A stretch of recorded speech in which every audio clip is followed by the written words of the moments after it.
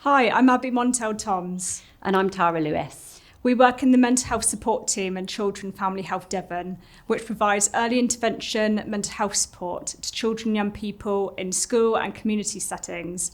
We're really excited to be with you today to talk about a neuro-affirming approach to supporting autistic children in the classroom. And there's so much we could talk about in relation to this. But because we only have an hour with you, we have done our best to pack as much of the important bits into this hour as we could. Before we get into it, what do we mean by neuro-affirming? Neuro-affirming generally means a strengths-based approach which values and respects the child's neurodivergence. We are delivering this presentation with the assumption that those accessing it have some prior knowledge of autism. Where possible, we have drawn on autistic lived experience and autism-informed resources to share our thoughts today. The language we use aims to be neuro-affirming and strength-based to celebrate the individuality of autism. We will explain why we use the term autistic person as opposed to using person-first terminology later in the session. We understand that words matter, terminology is important, and we sincerely hope that the wording we have selected to use throughout this presentation feels appropriate to those joining us. Here are the aims of what we'll be covering today.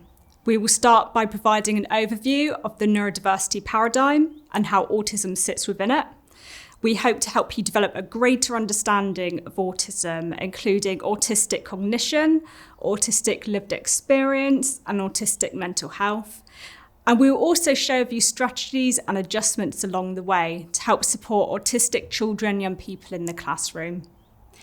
I would imagine if you're watching this session today, you may be among colleagues with a professional combined knowledge and experience of hundreds, if not thousands of hours.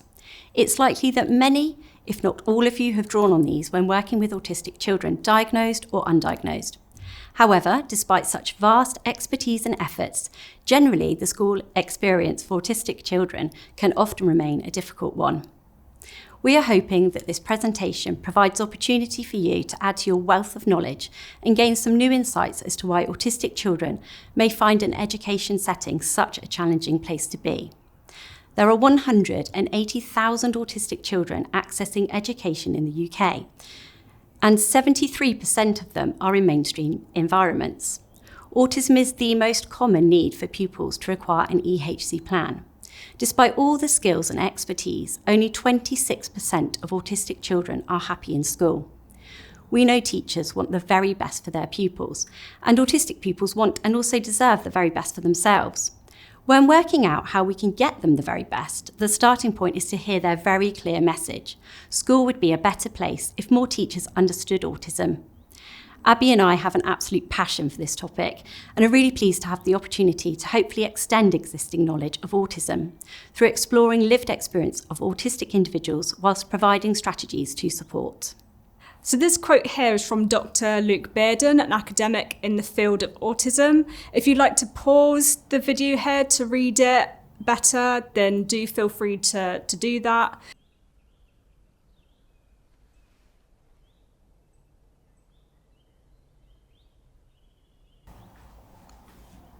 School can be a traumatic experience for some autistic children.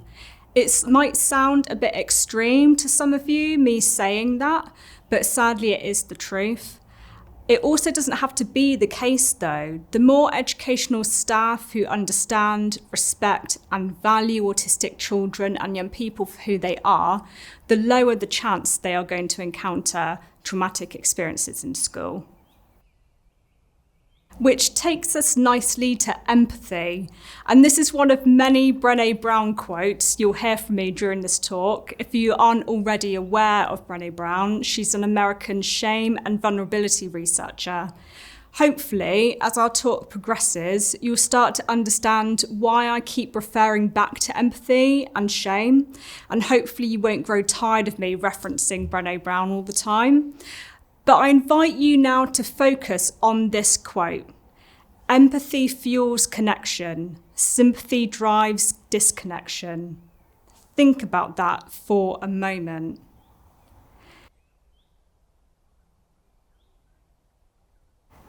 If we take a moment to be with an autistic child or young person, see and feel things from their point of view, we're more likely to connect with that child. And that connection grows trust. And from trust grows safety. Empathy is therefore a really important building block. Without it, an autistic child is likely to not feel connected, trusted, or safe with us. You've probably noticed an increase in people using the terms neurodiversity and neurodivergent. We thought it may be beneficial to briefly explore these. Often the term neurodivergent is used when discussing or documenting the needs of an autistic individual, perhaps when completing paperwork or through discussion in tasks, for example. Whilst this isn't incorrect, when we look at neurodiversity more closely, we recognise it captures under its umbrella many differences. By using the word neurodiversity when we are specifically talking about autism is less helpful, as it reduces clarity. There is, of course, often overlaps of differences. For example, between 40 to 70% of autistic individuals exhibit comorbid attention deficit hyperactivity symptomology. And it may be true that some strategies that help one neurodiversity may help another. But if we address each of these differences individually, as opposed to a combined presentation of neurodiversity, the result may be a more specific response to need. The neurodiversity paradigm is, however, a helpful framework for considering differing neurotypes, neurodivergent and neurotypical. A less technical analogy of neurotypes may be surprisingly found in the comparison of Apple Macs and Windows PCs. Both differing in their operating systems, both have individual strengths, and most importantly, both valued widely. As a lived experience autism advocate, Professor Temple Grandin explains in a much more succinct manner. Autism is a difference, it is not a less. Understanding and responding to autism as a less common or different way of experiencing, processing and responding to the world enables us to recognise, appreciate and celebrate the individual, their valued strengths and often unique perspectives. We're going to look briefly at two different models to describe autism, the medical model and the social model. By doing so, we're hoping that this introduces the idea of adapting environments to provide positive learning environments. By exploring the social model, we are by no means wishing to dilute the reality that autism is a disability, nor the challenges that an autistic individual and their families may face. However, the other reality of viewing autism only through the medical model lens may lend to a perspective that autism is a problem, a tragedy, something to be fixed or something to be cured of. On the other hand, the social model, which also recognises autism as a disability, identifies the responsibility of society to adjust the need. The social model acknowledges the huge effect that simple adaptations to an environment can have on an autistic individual's experience of the world, including school. This is summarised by Dr. Luke Bearden's golden equation. Autism plus environment equals outcome. You will likely recognise as we move through the golden equation underpins much of this presentation. So the terminology you may see used most often in paperwork, particularly from medical professionals, is linked to the medical model. And the term autism spectrum disorder, for example, is a medical term found in the DSM-5 and the ICD-10, which are diagnostic manuals for diseases. And with this came terminology such as has autism or suffering with autism.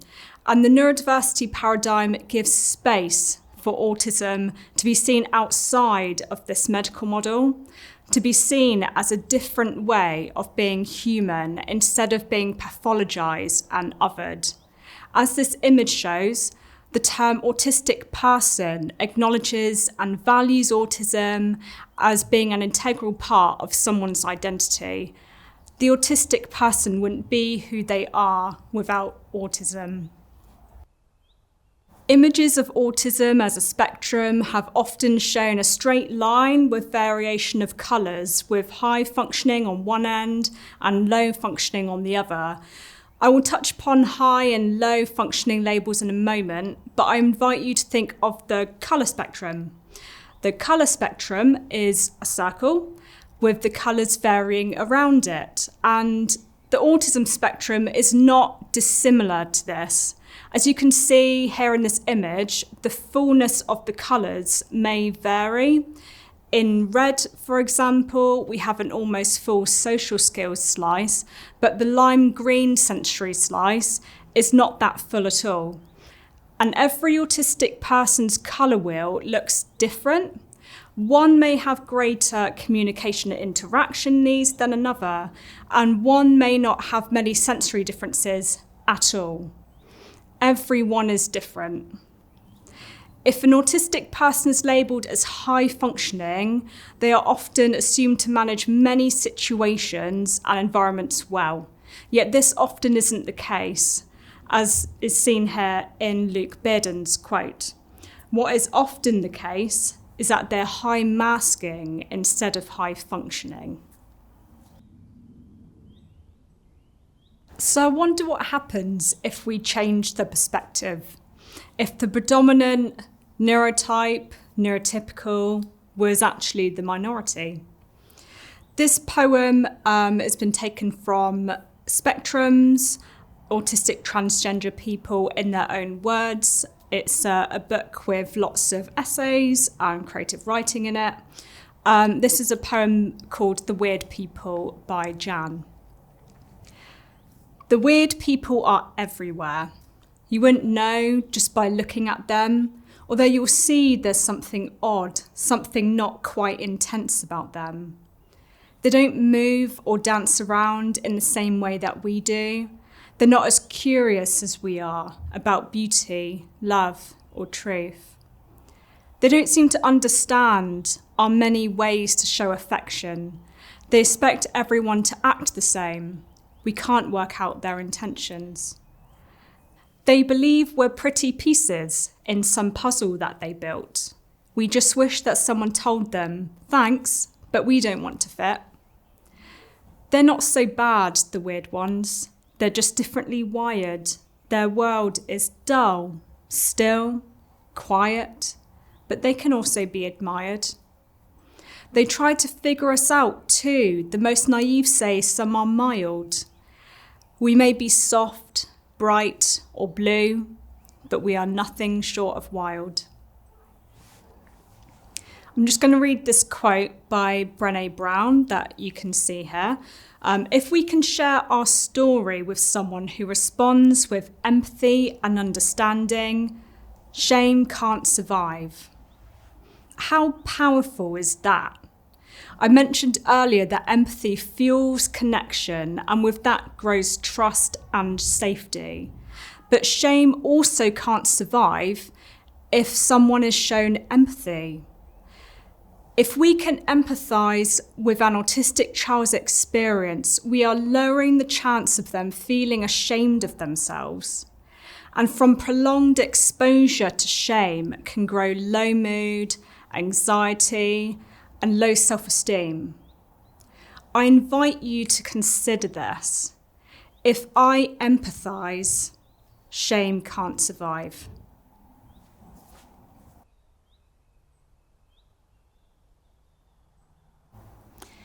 The dictionary definition of empathy describes an awareness and sensitivity to the feelings, thoughts, and experiences of others. A common misconception is that autistic people do not feel empathy. It is correct that autistic individuals are more likely to experience alexithymia, influencing their understanding or expression of feelings or emotions, and often those of others. But again, with Bearden's golden equation of autism plus environment equals outcomes, these differing experiences or perspectives can equally be explored. It is important to recognise and value differing empathy responses and know that great empathy is often internalised or outwardly expressed differently for autistic individuals to neurotypical ones. In 2018, lived experience Dr. Damien Milton developed the theory of the double empathy problem. His theory identifies a disconnect where autistic people and non-autistic people experience a lack of understanding for the other group. This could be described as a lack of social insight into each other's cultures and communication, in essence, an empathy divide. Autistic author Catherine May writes of her experience describing an endless miscommunication between the world and herself and her experience of trying to understand something that simply feels invisible. An empathy divide between neurotypes. we start to understand that consistent lack of empathy can create shame. Social anxiety is experienced by some autistic children and young people, not all. However, autistic people are often victimised for their differences. Here are some quotes that you'll see on the screen. I felt like I deserved it because I was autistic. It made me feel like there must be something wrong with me because it was so common. I learned to think of myself as a monster. So, victimisation was often experienced by these people in these quotes. Is social anxiety then not an understandable response? The classroom, the school playground can be hostile environments for some autistic children. If they are often misunderstood by peers and/or some school staff, they're more likely to experience social anxiety, as well as feelings of shame. Trying so hard to get it right, but still somehow getting it wrong. Autistic people communicate and interact differently to neurotypicals. They may communicate in a way that appears too blunt, too honest, or rude. They may interact using little facial expression or even a lot of facial expression. They may believe everything someone says because it doesn't make sense to them why anyone would say something that they don't mean. Autistic people can also be great critical and logical thinkers. Because autistic people communicate and interact differently to neurotypicals, it can often feel like they are continuously learning a language that they can never seem to be able to completely understand or perfect. Imagine living in a country where you were the only one who spoke English. You might feel angry, anxious, or sad that people can't seem to understand what you are saying, and you can't understand what they are saying either. Autistic children, throughout the school day, are often having to interpret what their peers and school staff are saying to them, and having to try and find the right thing to say in response. If they misinterpret and are met with a lack of empathy, this can create feelings of shame, as well as anxiety, anger, and sadness. I don't know what you mean, I cried to my parents. They'd laugh. I don't know what you mean, I don't know what you mean, repeating it back mockingly. It didn't occur to anyone that I was very literally telling them I didn't know what they meant. It felt like everyone was speaking a foreign language, and the frustration meant I had meltdowns. This quote is a great example of how neurotypical communication and interaction can be like a foreign language to autistic people, and the frustration that this can cause. Prolonged exposure to situations like this, paired with a lack of empathy, can make it feel like the problem is within them, that they, the autistic child, are the problem. However, they're not the problem, and it's important to communicate this to the child in order to limit shame. Western society has not yet created room for there to be differences in social communication and interaction. But if we can accept and respect how an autistic child communicates and interacts with others, if it is not causing any harm, then that helps us to build connection and trust with that child. It will also lower the chances of them feeling ashamed of themselves and may lower their levels of social anxiety. So why do I keep on going on about shame? Shame is the fear of disconnection. It's the fear that something we've done or failed to do, an ideal that we've not lived up to, makes us unworthy of connection. I'm unlovable. I don't belong. I don't fit in. I'm different. I'm not normal. These are things I've often heard children, young people share in the therapeutic space. Prolonged exposure to social situations lacking in empathy can have an impact on the autistic child's sense of self. I don't belong. Autistic children and young people are more likely to experience victimization in the form of bullying. We know that autism plus environment equals outcome. And imagine the things that autistic children in your school could achieve if they were in an environment that felt safe and accepting of them for who they are. Imagine how they may be once they get home after experiencing a day of connection, trust, safety, and acceptance. As well as empathizing, understanding, and accepting how the autistic child communicates and interacts with others, there are some practical tools that you could use to adjust your communication. This includes slowing your pace, meaning what you say and saying what you mean, keeping instructions short and one at a time, using simple sentences. And on the right of the screen, you can see some examples listing there of what exactly I mean by some of those things. All of this is going to be different for every autistic child that you see. Therefore, be mindful to get to know the child as an individual and understand what is helpful for them. Some autistic children may also experience situational mutism, and I use the word situational instead of selective because selective implies that it's their choice to not speak, but situational acknowledges that it's the situation that they are in that disables them to speak. Choosing an alternative method of communication can be helpful for the child, and this will be whatever feels most comfortable for them. It could be writing on pen and paper, on an iPad, or on a small whiteboard, or it could be by drawing, Peck Simples, text-to-speak, or Makaton. Socialising during the school day with peers can be very exhausting for some autistic children. It's hard work trying to understand what is said and why people are behaving a certain way for 6 hours, 5 days a week. And although break times are a break from work for neurotypical children, the work of interpreting neurotypical communication and interaction for autistic children does not stop.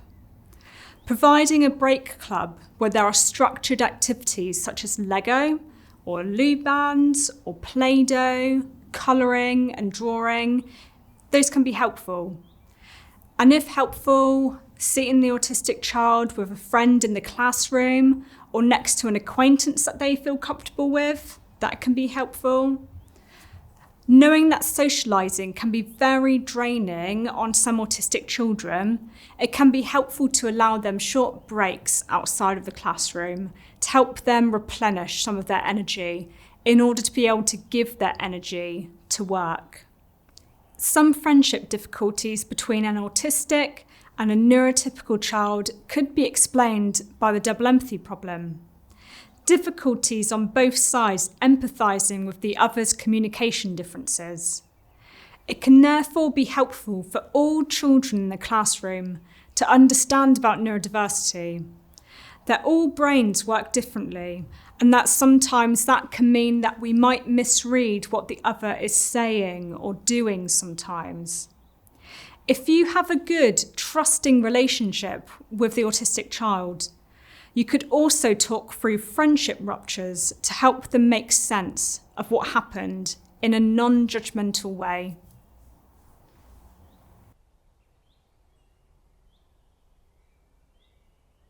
Before we go into demand anxiety, I just want to touch upon a definition of anxiety.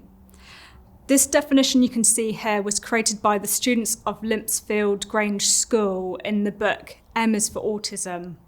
You might want to pause the video and have a proper look at it if you want to. The autistic experience of anxiety can feel really intense and even debilitating for some. Every autistic child is different, but the better we can understand their lived experience, the better we can build a connected, trusting relationship with them, and the more likely we will become a safe person for the autistic child to turn to when they need to. So a quick note on terminology. Instead of pathological demand avoidance, some people prefer the term persistent drive for autonomy. We all experience demand avoidance to certain degrees. It's a natural human response. But why is it particularly challenging for some autistic children? PDA anxiety is primarily driven by an extreme aversion to everyday demands and a strong need to maintain control, often stemming from a deep-seated fear of uncertainty and the feeling of losing autonomy when faced with expectations or requests. The image here shows examples of demands. It can be very debilitating and can make day-to-day life challenging.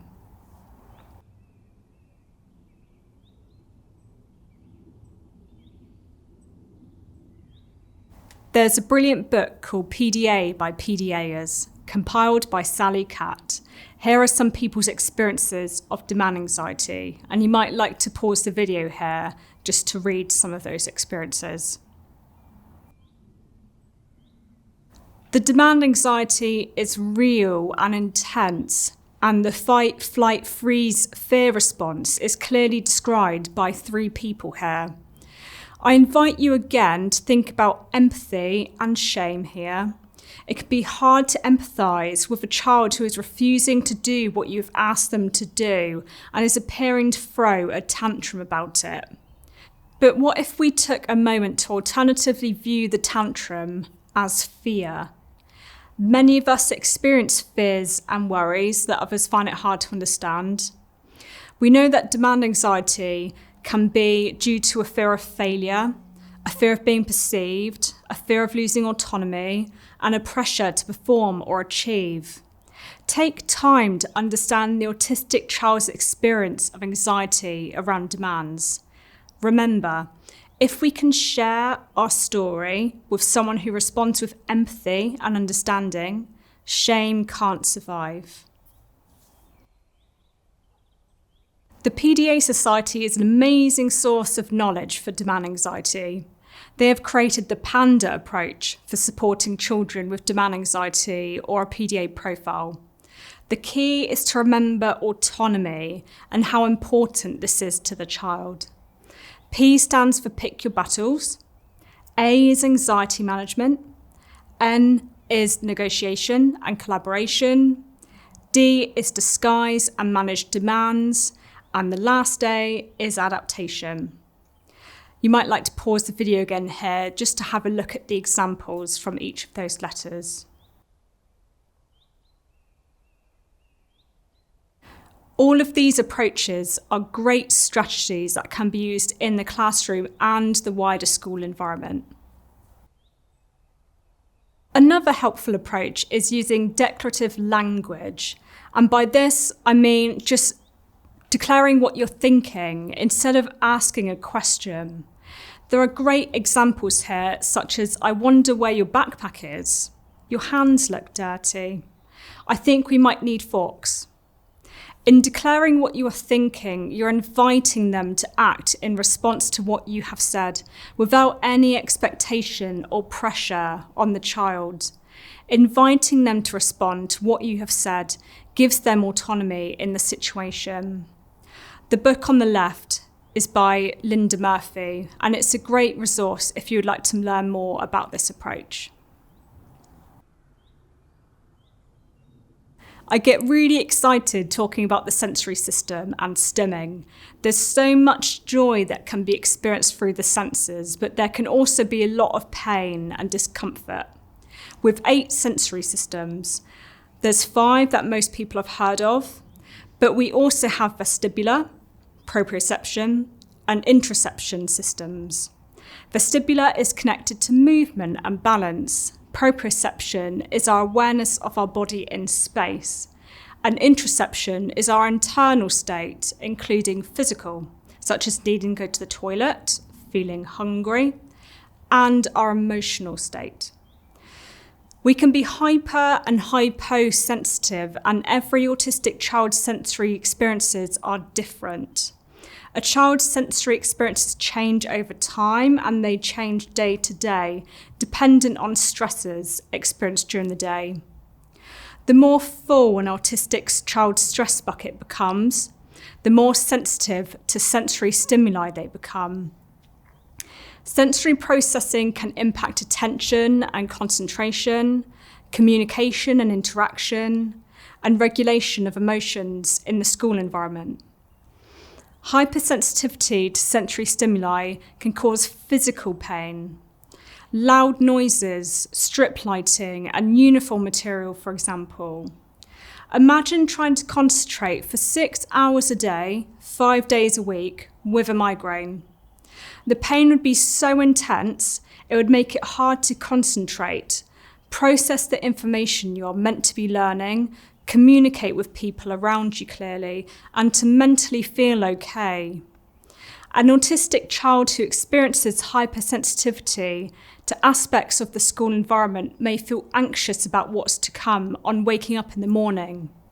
They may cry and try to refuse to wear their school uniform, knowing that they're going to be in physical pain for the next 6 hours.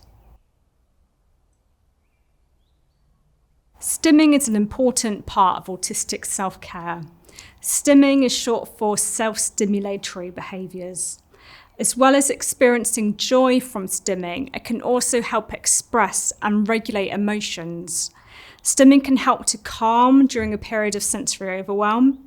It can help to prevent a meltdown or a shutdown. It is also a common misconception that stimming is distracting, but it can actually help with attention and concentration. Some examples of stimming include gazing out of the window or into the distance, rocking, flicking, playing with pens or pencils, tapping the table, and chewing on sleeves. Again, you might like to just pause the slide here to look at the images and the types of stimming. Stimming can be a really helpful tool for the autistic child to access in the classroom to help them to concentrate and regulate their emotions. Proprioception is the most calming and soothing sensory system. Strategies you can use in the classroom include access to chewy fidgets, a stress ball or putty. Other strategies in the green list could be included in other parts of the school day, including in sensory breaks. The pink list shows ideas for reasonable adjustments that could be made for an autistic child or young person. Things like allowing them to wear a different piece of uniform, such as black jogger trousers, providing them with a wobble cushion, giving them access to a doodle notebook, and giving them access to loop earbuds or other noise-reducing earbuds.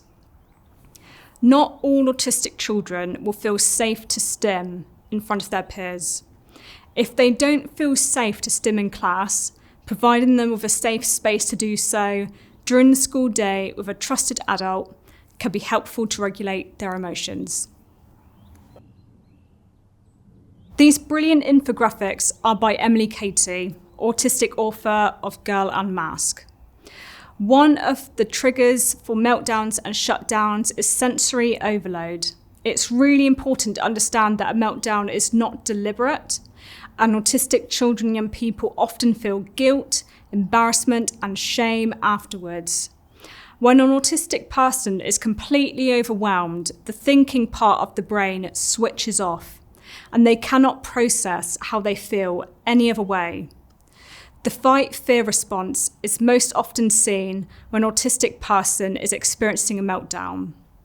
As well as feeling shame after a meltdown, they are often exhausted due to the high levels of adrenaline experienced at the time.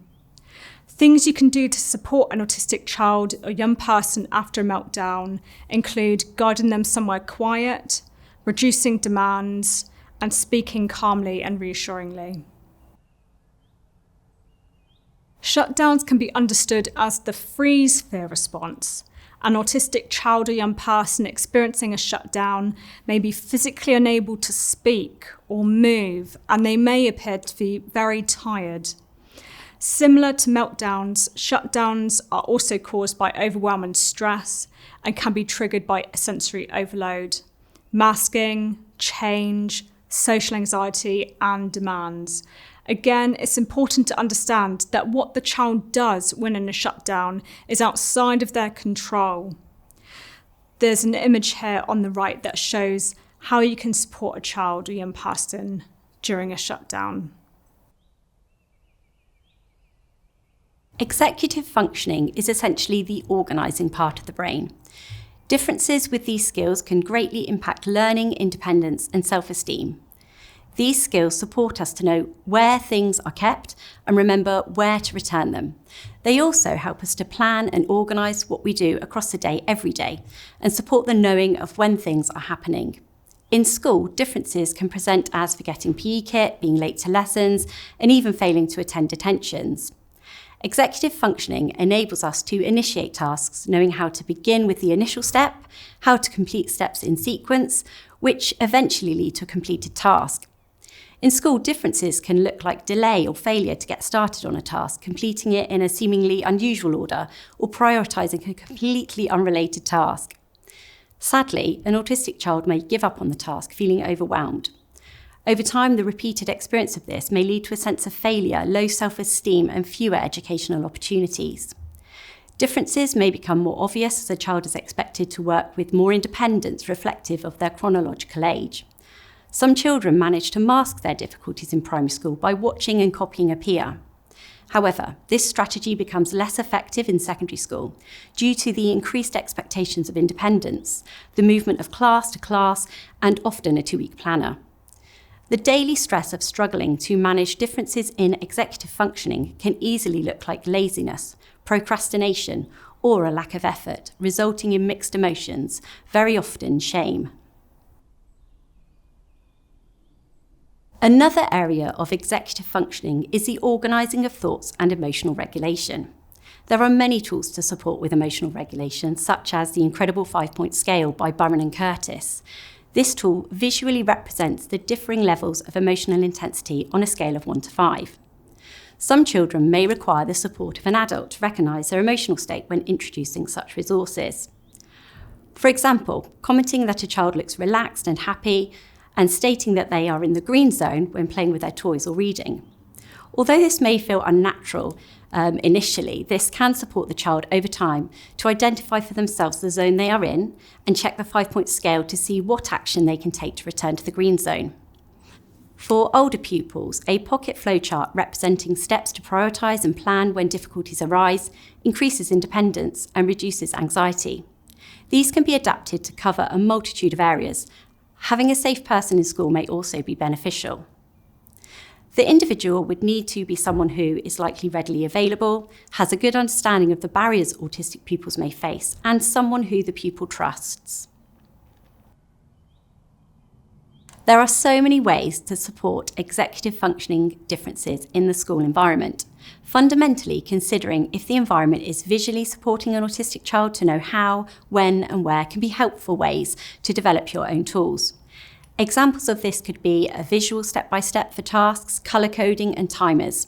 It is key to remember that despite the many tools, patience and understanding will be required as executive functioning may take up to the age of 25 to fully develop.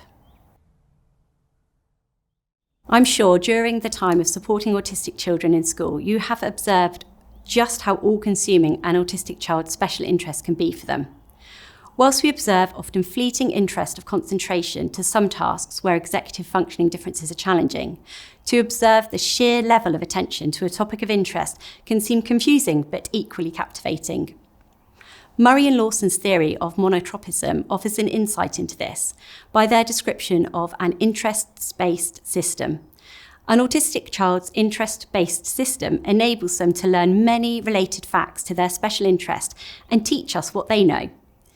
It gives them a skilled ability to focus intensely for long periods of time on something that captivates them. Often, special interests can generate instant attention. Incorporating them to support learning may be beneficial.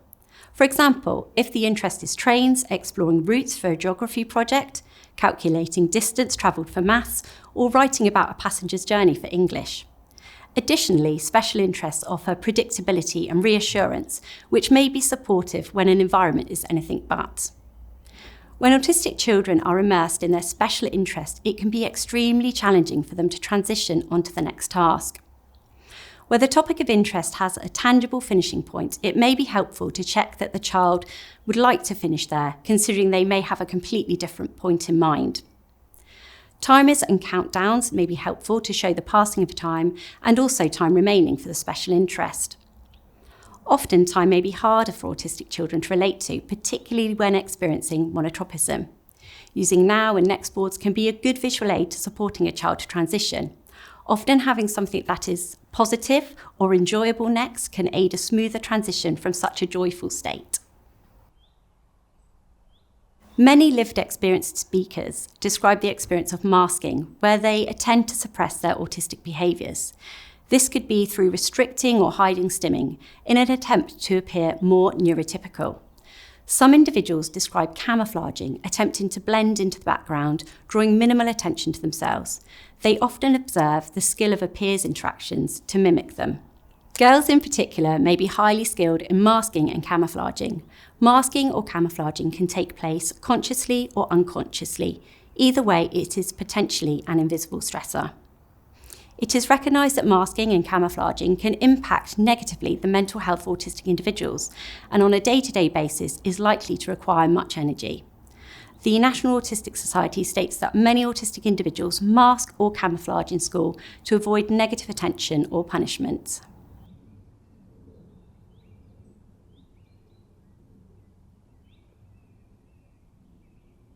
It feels important to separately mention playtimes, often a source of joy, connection, and an opportunity to regulate. The autistic experience may be an entirely different one. In addition to masking and camouflaging, the noise, unpredictability, and even the smell of the dining hall may all cause dysregulation at playtime. This may set the autistic child up to return to the classroom feeling overwhelmed, stressed, and unlikely ready to learn. It is important to support the autistic child to feel empowered to take the time to regulate and feel empowered to unmask should they wish to. Unmasking may take time and courage. It may feel confusing after carefully studying their peers for many years to even begin to recognise their own individuality. There are wonderful resources surrounding unmasking on the Girl with the Curly Hair website, including short animations and strategies. The National Autistic Society website has some fantastic resources, but simple conversations which celebrate different strengths, talents, interests, and possibly connections with other autistic individuals can also go a long way to support unmasking.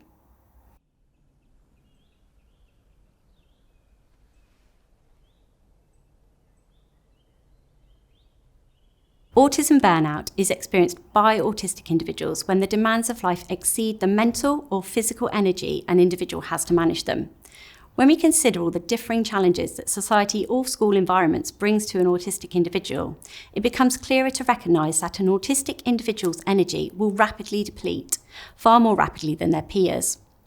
When experiencing autistic burnout, tasks previously experienced with reasonable ease can suddenly become extremely challenging. Other examples of how autistic burnout may present could include appearing more forgetful, experiencing extreme tiredness, a desire to be alone, and emotional dysregulation. However, it is important to remember that autistic burnout will be experienced and look individual for each child. Longer term, autistic burnout could potentially lead to a decline in mental health.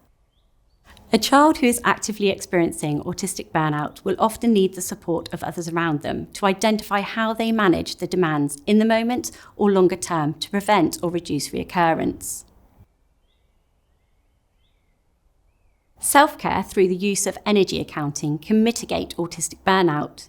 The analogy of recognising energy levels as a battery with constant demands and experiences draining it is something that many of us can relate to. Introducing the idea of energy takers and energy givers may help identify specific places, activities, people, and sensory experiences which are either helpful or unhelpful to remaining regulated. Examples of energy givers could be breaks before or after certain lessons or playtime, using sound cancelling headphones, or having a welcome activity on arrival to school to support transition. Topics of interest are highly likely to be energy givers.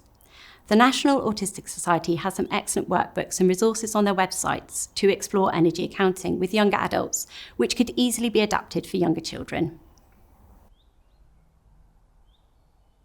During our time talking about supporting autistic children, we've peppered in not just Luke Bearden's golden equation, autism plus environment equals outcome, but also some of the SPELL framework. The framework was created by the National Autistic Society as a holistic approach to understand and respond to the needs of autistic people. We know that structure can help autistic children and young people feel more safe, and this can come in the form of giving them an idea of what to expect. There is safety in predictability for autistic children. We talked a lot about the importance of empathy and how this can fuel connection and trusting relationships with autistic children and young people. We've also talked about positive in terms of a strengths-based approach, thinking of the terminology that we use and how we communicate and interact with autistic children and young people. And we'll also in a moment be looking at low arousal in greater detail, thinking about Luke Bearden's autism plus environment equals outcome a bit more, particularly about the classroom environment, how we can adapt the classroom environment to make the classroom a bit more of a safer place for autistic young people. We have talked throughout this presentation about Bearden's golden equation of autism plus environment equals outcome. His equation links well to the SPELL framework, recognising the benefits of a low arousal environment. And we thought it may be helpful for some specific examples of how this may look in the classroom. We've considered the autistic child's sensory experience by suggesting noise be avoided, such as ticking clocks, end of lesson bell, and the addition of chair pads to reduce the noise of scraping chairs. Visual experiences have been considered by suggesting the reduction of visual hangings on the wall or the ceilings, and the incorporation of muted tones, and a thought to where the child is sat in relation to lighting. An autistic child may need to sit in different areas at different parts of the day, depending on their regulatory state. For example, lighting may be either calming or alerting. Generally, autistic children prefer to sit away from the busy areas of the classroom, where others congregate, such as water stations or teacher marking spaces. But again, avoid assumption. Take time to observe and discuss with the autistic child to help them inform you what low arousal looks like for them. We have incorporated into this classroom an example of a cosy corner for retreat and regulation. This may, of course, not be possible in all classrooms, so a pre-agreed system which supports a child to leave an overwhelming space would likely be helpful as long as it's always responded to as pre-agreed. Predictability of accessing tools which are supportive is key to building and maintaining trust, which creates a positive learning environment for the autistic child. If you would like to learn more about how to implement the SPELL framework in your school, this book is a brilliant resource. Thank you so much for sticking with us and listening to us. We just want to share the last few moments with you, sharing some resources. This slide and the next shows the books that we've referred to today.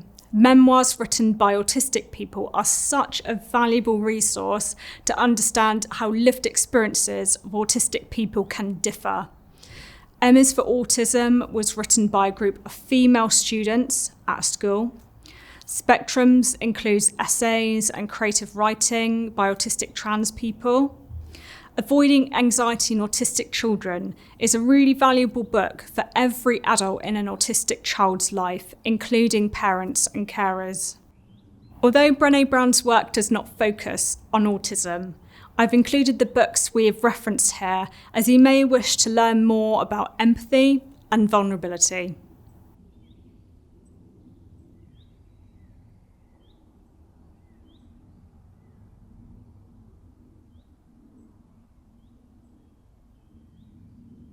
The Autism Education Trust has some brilliant resources for school staff on how to create inclusive classrooms and wider school environments.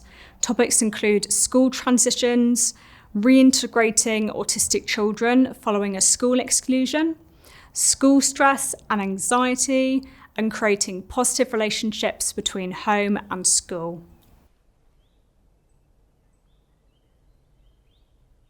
The Anna Freud Mentally Healthy Schools website has a variety of resources on autism, including helpful reminders on inclusivity in schools. It also includes lesson plans for secondary about raising awareness of autism and a curriculum for children aged 8 to 11 years about neurodiversity. The National Autistic Society website is brimming with super helpful advice and information. There's a dedicated space on their website for education professionals, which shares best practice and advice for things including homework, exams, and friendships. There's also a website dedicated to monotropism called Monotropism. Here you can find further explanations of the theory, as well as the theory in practice. Divergent Voices is a valuable YouTube channel created by clinical partners. It has videos ranging from a few minutes to almost an hour, covering different topics about autistic experience. Autistic Girls Network also have a brilliant YouTube channel where they post webinars with guests talking about lots of topics related to autism and PDA. The PDA Society have lots of valuable resources for education professionals about demand anxiety and adjustments to support children and young people. Aucademy is an organisation created by autistic academics aimed at educating people about the autistic experience. If you'd like to learn more about some of the topics we've covered today in greater detail, particularly the double empathy problem and monotropism, it can be found here. And finally, a huge thank you for all you do in school. We imagine that finding the time for yourself is often difficult. We also imagine that the opportunity to do this could be really beneficial for yourselves and those around you. Finding what works takes time, so we have given you a head start.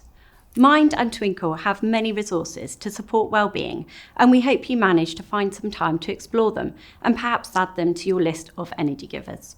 And finally, ending on another Brené Brown quote. It can be vulnerable taking the first step to do something new in a work environment, but your courage to do so will be contagious.